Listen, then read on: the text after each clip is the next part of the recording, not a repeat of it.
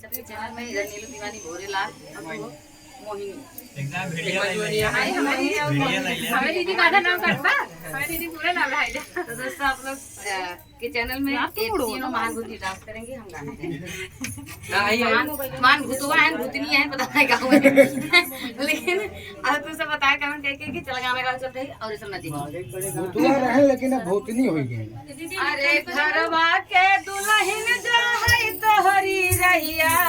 घरवा के दुल्हन जो है तोहरी रहिया कहाँ रहला बलमुआ गवन रतिया कहाँ रहला बलमुआ गवन रतिया गवन रतिया हो गवन रतिया हो गवन रतिया कहाँ रहला बलमुआ गवन रतिया कहाँ रहला बलमुआ गवन रतिया। अरे घरवा में खोजे दुवरवा में खोजे घरवा में खोजे दुवरवा में खोजे घरवा में खोजे दुवरवा में खोजे घरवा में खोजे दुवरवा में खोजे खोजी आए हम तो पड़ोसी खटिया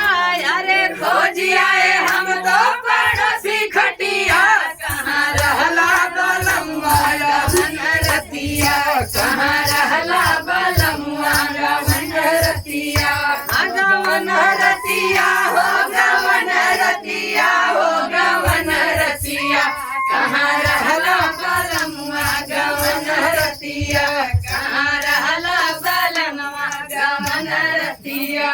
अरे सास लगे खोजे ससुर लगे खोजे सास लगे खोजे ससुर लगे खोजे ससुर लगे खोजे ससुर लगे खोजे सास लगे खोजे ससुर लगे खोजे खोजी आए हम तो देवर खटिया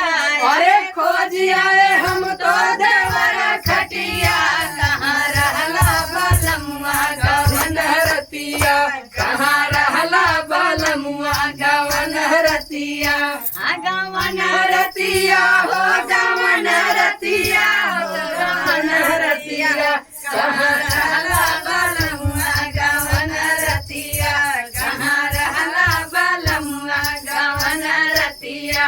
अरे ननद लगे खोजे ननदोई लगे खोजे ननद लगे खोजे ननदोई लगे खोजे ननद लगे खोजे ननदोई लगे खोजे खोजी आए हम तो सावत खटिया अरे खोजी आए हम तो सावत खटिया कहाँ रहला बलमुआ गवन रतिया कहाँ रहला बलमुआ गवन रतिया गवन रतिया हो गवन रतिया हो गवन रतिया कहाँ रहला